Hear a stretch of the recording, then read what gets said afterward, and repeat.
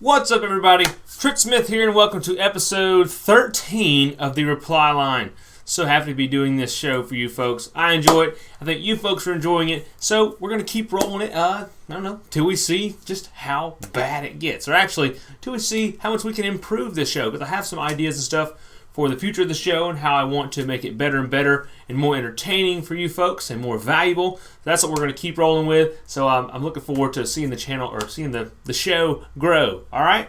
So what is the Reply Line? It's a live show where I come here and I answer your questions and comments that I get through emails, messages, mainly YouTube comments. I'll pick some out that I think may provide value to you folks, and I'll answer them sort of more in depth on here than I will in a regular message or a reply to a comment, if you will. So here we are. I have a few picked out today that we are going to run through. Real quick, let's say hello to everyone who's here live. Some of the folks, what's up? Brack Martin, Eastrup, Keith Johnson. Hope you gentlemen are doing all right. I know today is Saturday on Memorial Day weekend, so a lot of people are probably out with their family. Hopefully they're out on the water doing some paddling. So if you guys aren't here able to catch the live show, hope you're having a good day. Cody Pretty, Ben Cotherman, what's up? Suwannee River, how are you doing? You're at the mill pond. The trees are still down over the springs at Shangri-La. That's no good. What's up, Mad Sai? All right, folks. So let's. Oh, and I want to go ahead and warn you, folks. We are potty training my 3-year-old, and I've had like 2 false alarms for Daddy. I have to go number 2 today, and one was like 2 minutes ago. So who knows what could happen during this? All right. So let's get rolling on this. So first off, we have kind of an interesting comment. It's from a gentleman named Top X. He says, fantastic video, never quit. He was commenting on the video where I was going down the Little Chattahoochee River and going over all the logs and all the obstacles. He says, also, can we be YouTube friends? Sure, we could be YouTube friends. I don't know how that works. But, I do, this kind of makes me think about how I do get a lot of Facebook friend requests from a lot of you folks. Some of you I know, a lot of you I do not know. Sorry, I just heard a scream in the background. And, I kind of feel bad because I do decline those requests because I do leave all my Facebook stuff for my family and my friends. Because imagine if I accepted everyone's friend request and then I scroll through my feed and I wouldn't know anyone or anything that's happening on there. That's why I kind of keep that kind of to myself. So I don't want you all to feel bad if you have sent me a friend request and I have denied it or declined it. It's just, just how I'm running my Facebook page or my personal Facebook profile. But hey, that's why we have the Trick Smith page, so you guys can go over there and check that out and join up on that page. All right, so first question we have is from Kim. Kim says, this is on a paddleboard video. She says, pretty nice review. I'm a newbie and considering between the Blackfin Model V and the Red Paddle Ride 10.6. Blackfin also has a kayak package option. Any experience? I have some things to share about that that you guys may not know of. And also, do you have any ideas for me to decide? Prices are almost similar. Okay, Kim. Now, we already had this conversation, and I sort of gave her some good insights, or what I think are good insights, to help her make the best choice. But I'm going to kind of share you guys how I kind of went through this decision-making process.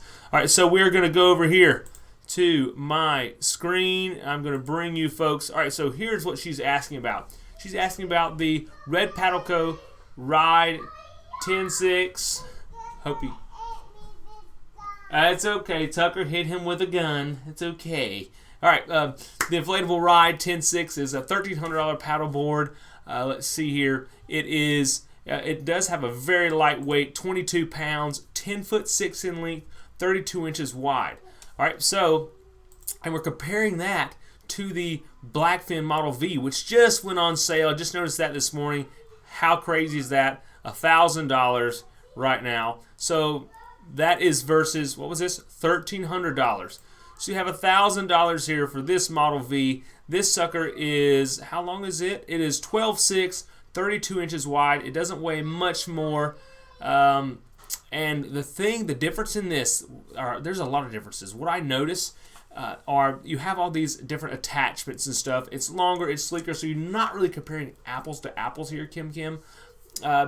In terms of board design and the actual what its intended use is. You know, the Blackfin is longer and narrower a bit, and so it's going to be faster through the water and easier to paddle, easier throughout the day just to maintain your speed. So like if you have some long trips with some long days with a lot of miles, if that's what you're planning, the Blackfin Model V is going to be what you want. But since the 10.6 was one of them that was suggested, I'm going to guess, that the Model XL is probably going to be a better fit. So let's check out the Model XL. This one, there are no prices on it right now because they're either sold out, they are sold out, but I'm not sure what's going on with a lot of companies right now. Maybe all this virus stuff, because everyone's inflatable paddleboards are manufactured over in China, so they may be having trouble getting those. And I know that Blackfin is selling a bunch of their boards right now,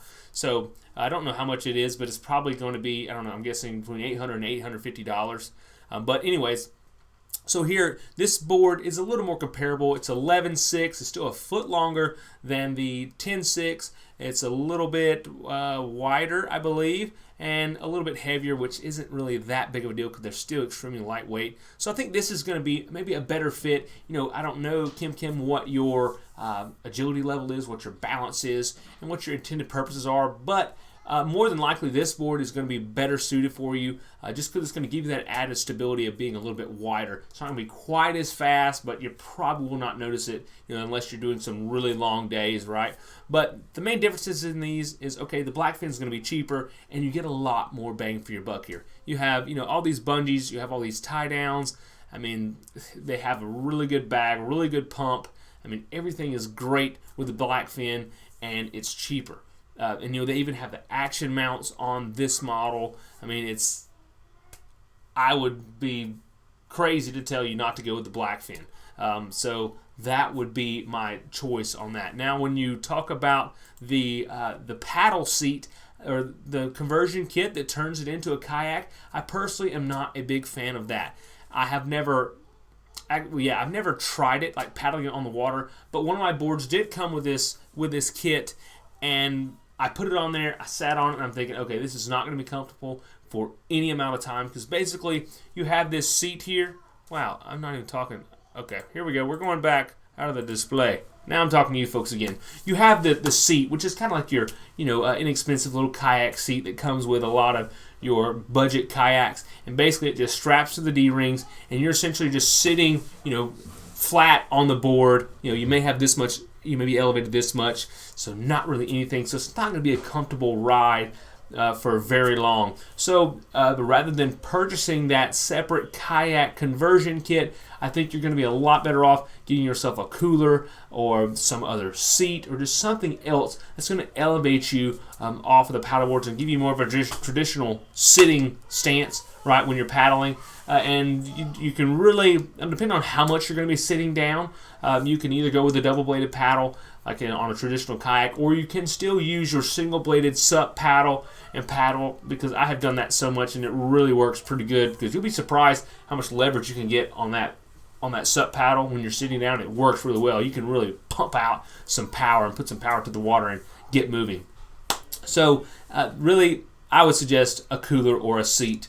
Really and truly a cooler, because you have all the storage that's inside, and it just works really well as a seat. You can get a cushion for the tops of some of them, so they can be pretty comfortable. But most of the time, personally, I find myself standing up. So there we go, Kim. I hope that helps answer your question. All right, next question is from, actually, I didn't write down who this was from. I apologize. But they asked, it was a comment on the Suwannee River video. He says, why is the Suwannee River black? Well, the Suwannee River black is black for, it's kind of I don't know, I guess you could say it's an interesting reason. All right, so here we are on Google Earth. You can see where I do a lot of my mapping and measuring here on all this stuff. These are some past trips I've done. All right, so we go down here to the Suwannee River, which is, this little green highlighted spot, this little red spot. That's the trip that I did with Dale. Here's where I went down the Santa Fe River right here. But I say all that to say that the Suwannee River is fed from the Okefenokee Swamp, and you can see that better right here. So you have your Suwannee River, and then it is fed from the Okefenokee Swamp. So this swamp is a huge, massive swamp that feeds into this river. All right, and all the water in that swamp is basically, it has a lot of decaying plant matter and stuff in it, like leaves and stuff. You guys ever been paddling down the river and you see a leaf that's been in the water for a long time? What color is it? It's black. So, and like sticks, they will turn black when they're in the water for a long time. And so you have this swamp with a lot of things that are sitting in the water for a long time, and they all turn black, and they start to decompose. All the little black particles, the tannins, and all the things like that, they will just get down to microscopic sizes, kind of like tea, and get into the water, and then that is what flows out of the swamp into the river and makes your river black. So that's kind of why it happens, and yeah, it kind of sucks. I kind of wish the Suwannee River was nice and clear like the Chipola or the Blackwater River. I wish it was clear like that, because I don't really enjoy paddling in a black river as much as I do other places. I like to be able to see the water. I love being able to get into the water, and when it's black, it's just not that inviting, right? So there you go. That is why rivers are black, and specifically the Suwannee River, from this huge swamp that it feeds from. All right, next question is from Wayne Cousins. I believe Wayne is here in the chat. He is. Wayne, he asks, Mr. Tripp, hope life is treating you and the family well. It is, Wayne. I hope the same for you and yours. He says, where is the best place to buy snorkels and fins? Also, what do you recommend wearing for PB? What did that stand for? Paddleboarding? Wayne, what did the PB stand for? I already asked him this one time. What do you recommend wearing for PB in the ocean? All right, so let's see here. So the best place to buy snorkels and fins, well, me personally, I buy mine off the internet, typical off Amazon. That's where I bought my last 2 sets of goggles. One I lost when I lost a cooler out the back of my truck. Wow, that day sucked. And I bought my set of fins on there. But sometimes if you have an awkward shaped face, you may need to go into an actual dive shop or somewhere and get a set of goggles actually fitted to your face. But if you don't want to do that and you're going to go to like Walmart and buy something, I would suggest you get on Amazon and buy on there, because the quality you're going to get on Amazon when you get a decent brand is going to be much better than the US divers they have at Walmart or something like that. Okay, PB means paddleboarding. So get on Amazon, and here is what I do. I'm going to take you guys back to my screen here, and we're going to check out Amazon really quick. So I like the brand Cressy, right? So they're a very reputable brand. They make great stuff, just really nice masks, and they're pretty affordable. So if I were you, I would say, all right, get on Amazon, type in Cressy snorkel set. I have a link below to this stuff if you guys want to check it out. It just takes you to this exact page, to this search term. So you can go down here and you can look at Cressy. All right, here is a $45 snorkel set, goggles, and a snorkel. Yeah, it's a little more expensive than what you're going to get at Walmart, but I'm telling you, the quality is different. Just the feel of the silicone as it sucks around your face is different. The glass is going to be different. Everything is going to be much better than your typical run-of-the-mill kind of cheap stuff you'll grab at your local beach shop or whatever, or Walmart. You're really going to enjoy this stuff more, and it's going to last you a long time, as long as you don't lose it out the back of your truck in a cooler, right? All right, so I would suggest get on here, find just a decent mask. It doesn't really matter, just one that looks good to you, because they're all going to be good masks, and unless you already know what you want, you're going to be happy with pretty much everything. Now you can go and buy one of these sets. Here's a $55 set. It's going to be good. So if you want to just get an all-in-one set, you can do that. I would suggest, you guys can see there's different types of boots or foot, I don't know, what do you want to call them, foot pockets for your fins. You have some that are adjustable. I would suggest the adjustable type, so that you can kind of let different people use them if they want to, and they're definitely going to fit you when they get there. You don't have to try to fiddle with the sizes, but get one that has these foot boxes. Like I've scrolled down, and you can check out see, these look pretty good here. Yeah, those are $130. Go for me. I pick out some expensive ones. Basically what I'm looking for is a little bit of length and a nice looking foot box, because you really want something that's comfortable. But most of these are going to be fine. The average snorkeler is going to be happy with these. Now the fins that I have these fins. They are a little bit more expensive. I don't know what size I have. Probably something like this. They're $110, but they're long free-diving fins, and I bought them to fit my foot, and I have a pair of, I guess you could say, wetsuit socks or dive socks that go inside these, and I really enjoy them. But this typically isn't for most people because I don't want to say I'm a little more hardcore, but I may be a little more serious than your just average person who is just asking about which fins and snorkel they should buy. But basically, go with Cressy Guerra. You're going to be very happy with the quality of the gear that you're going to get, and it's going to last you a long time. You can depend on it, but just don't lose it, right?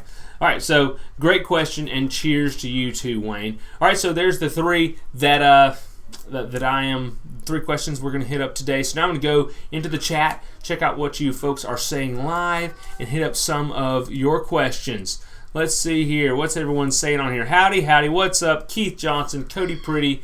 Here we go. We got Blake Hurst, Frank Stem, Marshall Gordon. Yes, I wish I was on the water today. Well, actually, no, I don't. My wife asked me yesterday when I was at the fire station. She said, hey, babe, what are we going to do this weekend? She was like, you want to take the boat out, go to the water? I'm thinking, no, I don't want to. Much as I love doing it, you guys know, it's Memorial Day weekend. It's going to be crazy.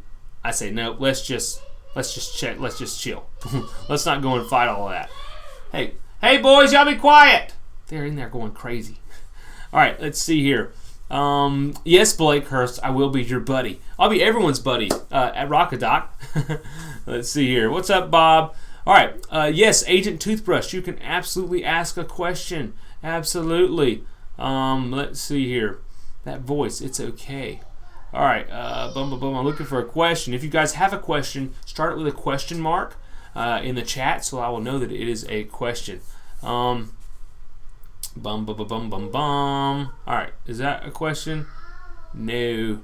What a trip. What's up, Brack? Let's see here. Hard Bass said, ooh, that was close. He said, got to get down to the Chazahowitska River. Has some caves to swim through on those springs.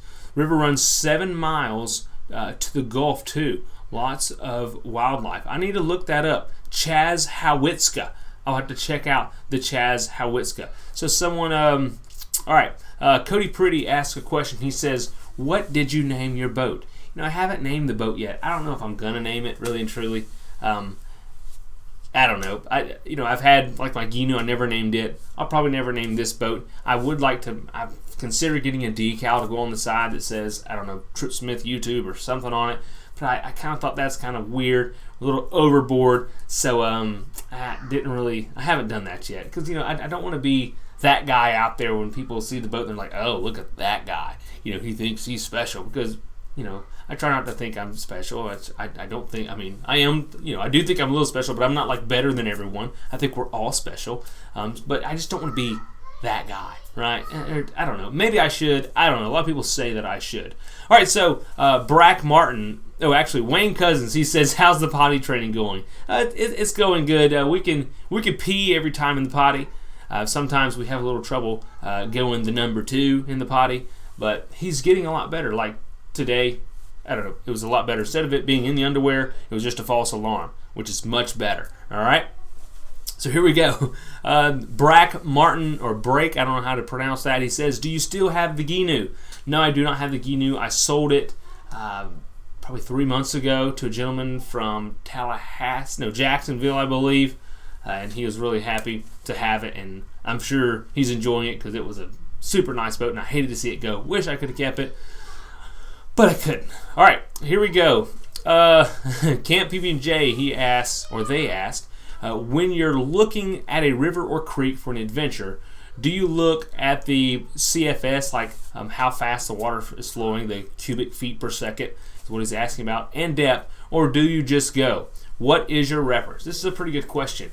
Most of the time, I will just go because it's kind of how my schedule is. Whenever I have a time allotted to go and do a trip, whether it's rain or shine, high water, low water, I'm more than likely just going to go. I might kind of alter my trip if it's just going to be, really not fun. I may pick a different location if I have a better option, but a lot of times I don't. So what is my reference? A lot of times my reference will be sometimes I'm local, so I kind of know, okay, have we had a lot of rain? Have we not had a lot of rain? But some things that I will do, all right, that you can do, it's a little time consuming, but if you're like really struggling, you really need to know, okay, can I go? All right, you find out when someone else has done has paddled that same area. Find out what day they paddled it, and you can get online and you can look up the history of the water level of a river for the particular day. So if you can find out what day they went and you say, okay, that's the perfect time, I want to go, you can see, okay, the river was running at 4 feet on that day. That's the day, that's the level that I want to go at. So you can kind of judge it for that. But then a lot of places I know, like Holmes Creek, Cypress Spring, I know that if it's, like 13 feet, it's good to go. That's like prime time. So anywhere above or below that, actually anywhere above that, maybe above like 18, it gets a little murky up in the spring. So you kind of get an idea of some of your local places. But a lot of times, like I said, I just go and make it happen because it's going to be fun anyhow. All right, let's see. What's up, Taylor Collins? Good to see you. Let's see. John Blue Paint. He said, would love to see you do the ICW. You know what? That might be my next trip. There's probably like a 75% chance that my next trip is going to be the loop from Panama City. I'll show it to you guys since we've got this open. Let's zoom out. Actually, I think we can just do this. Boom. Here we go. Taking us to it. There's going to be this red loop you guys see right here. That should be my next trip, right? So I'll be in the ICW coming back because my plan is to start down here at this marina over here, the City Marina in Panama City. Come out here, maybe anchor out and camp one night right here close to the pass. Get up early in the morning and shoot this 50-mile stretch here out in the Gulf in my little bitty boat all the way to Destin. And then camp here one night, probably sleeping on the boat, and then cruise back the, I don't know, it's probably like 70 miles or something through the ICW and through the bays back. So, yes, I am really looking forward to an ICW trip too. Well, technically, I'm not looking forward to the ICW, like the actual channel or the ditch, as they call it. It's probably kind of boring. It's like just a big straight river that doesn't really flow. There's not much to see, but the river, the Gulf, the coast, and just doing that 50-mile stretch is going to be pretty fun, pretty exciting. But why do I say it's only like a 75% chance? Because that's going to be weather dependent, of course. If it's going to be real rough out there, that would not be a wise thing to do in my little boat because it certainly can't handle big conditions, especially a 50-mile stretch of it where a lot of things could go wrong. But also, if you get in a 50-mile stretch and it's choppy and you have to go slow, you have to think about, do I have enough time to make it? Because what if you have to literally go like 5 knots or 5 mile an hour, 10 mile an hour? That can take you a long time to make that trip, and the longer you're out there, the better or the more the chance increases that things could turn bad and something bad could go wrong and, you're screwed. All right, but that would make a good video. So I'm going to just go and try it one day, but hopefully that's going to be next week. I'm super, super, super excited about that trip. Can't even tell you guys. Like, I've wanted to do that trip for so long. I'm pumped. So I hope you guys are ready to see that one. All right, let's see here. Next question is Chad Schwind. He says, what's a good width of a paddleboard for a person starting out? Great question, Chad. I would say I wouldn't go much narrower than 32 inches. Some boards are up to, I've seen 34, maybe a 36-incher, and those are all going to be great. Typically the shorter you get, the wider that they get, and the longer you get, the narrower that they get. So, you can get like I would say around a 12-foot board. Usually, for some reason, inflatable paddle boards come in like half-foot sizes, like 10.6, 11.6, 12.6. So, anywhere around the 12-foot range is going to be a great board, a great length for you. And so if you go over 32 inches or around 32, you're going to be good to go. When you get down to like the 29s, the 30s, the 28s, those are your race boards, and those are really pretty tippy. I have one, my Aquamira Hyper. I forget, it might be 28 inches. That joker is pretty tippy, but boy, will it move. All right, so there you go, around 32 inches, and you should be happy. Let's see here. Bob says the Chazahowitska is down by Crystal River, the Weeki Wachee area. Gotcha. I know where that's at now. Let's see here. Eastrup, what's up? Says, have you ever considered visiting the EU for a sup adventure? Oh, absolutely. I have thought about it. I mean, yeah, but that is quite an undertaking. I would have to really have a huge channel and a lot of time and a lot of money just sitting over here for me to be able to afford to go and do that. So hopefully I can do that one day, but I'd love to go to like Greece. I don't know if that's the EU, but there's a lot of places like Italy and stuff I'd like to go and do some paddling.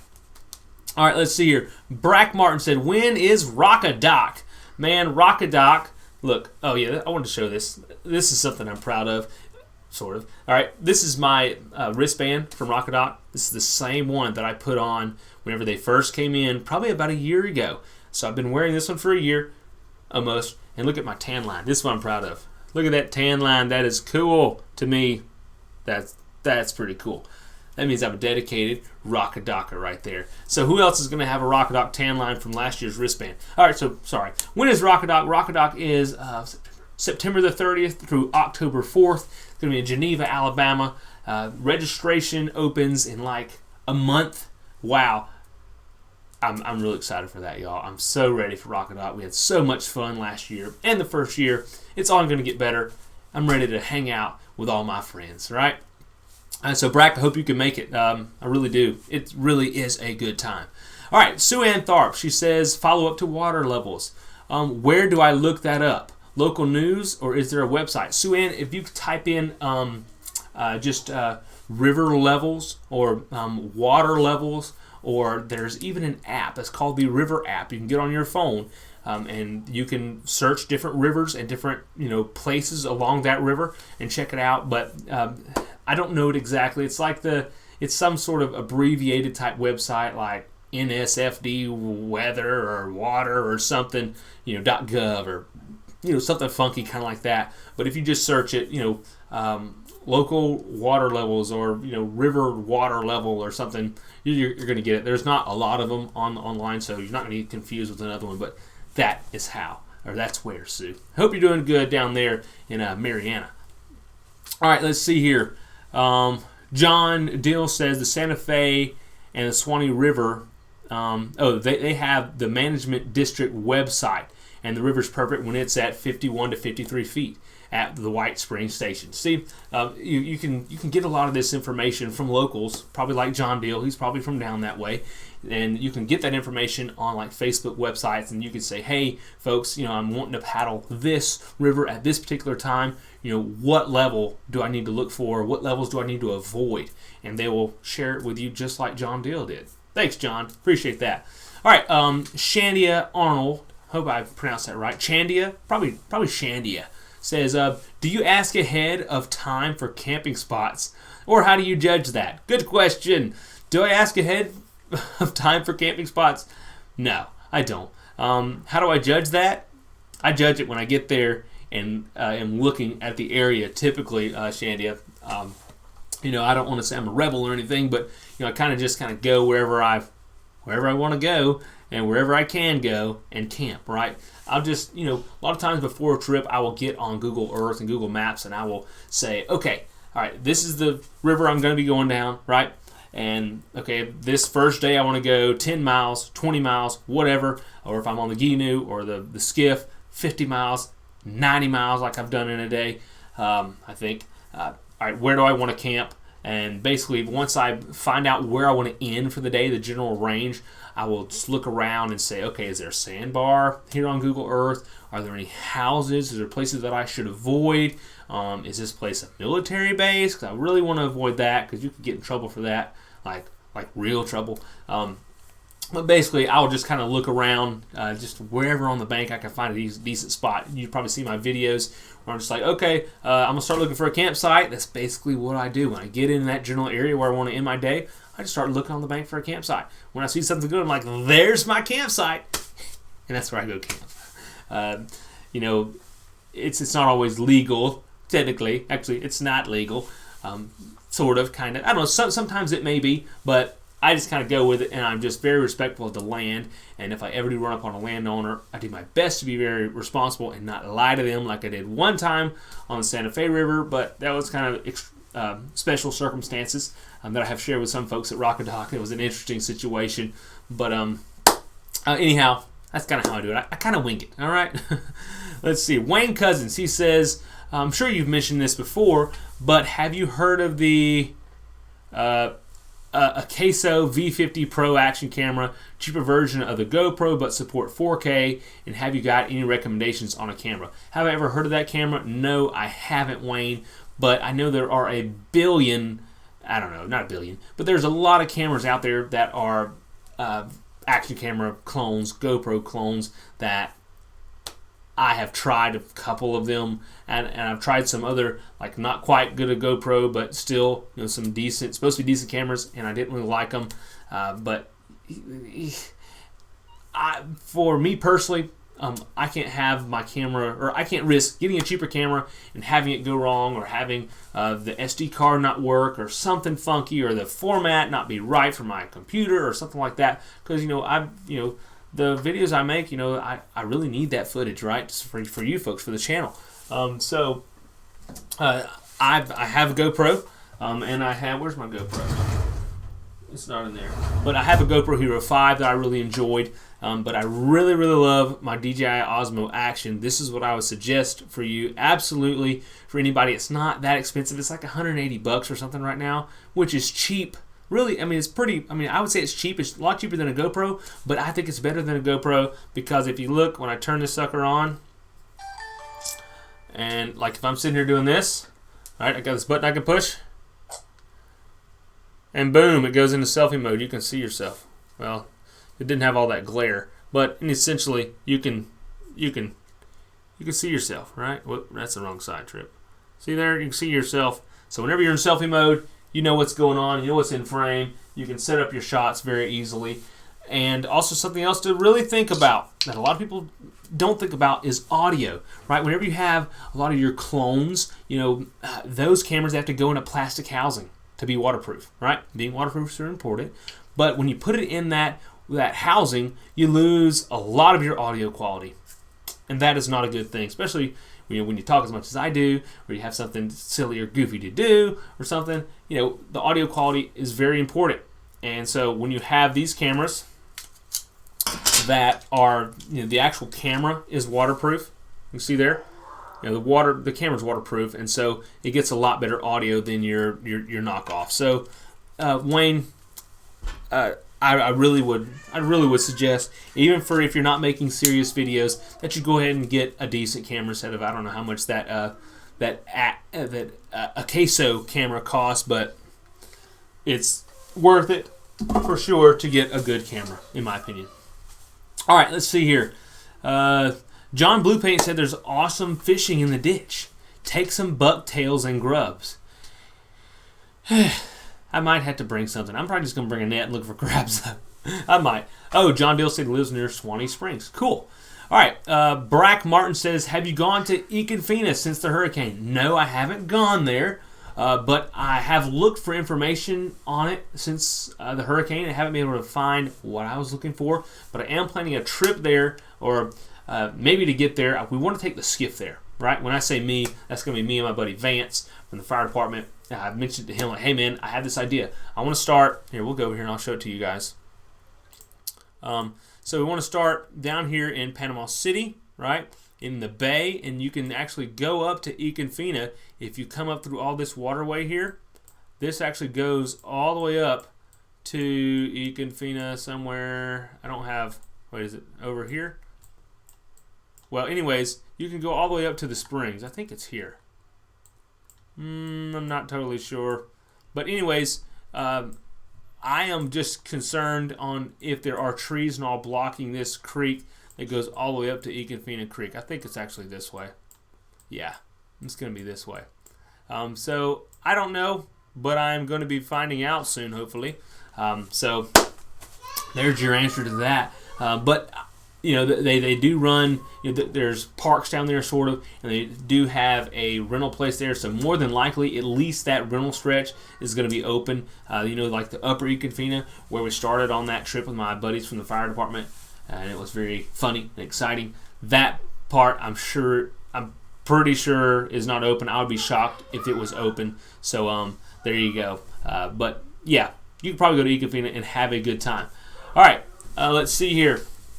Tyler Jensen says, "Hey Trip, what's up, Tyler? Love the videos. I'm glad you do, buddy. First video was your paddleboard comparison / review. He bought the 10.6 by 33 iRocker. Is that the okay, iRocker, gotcha.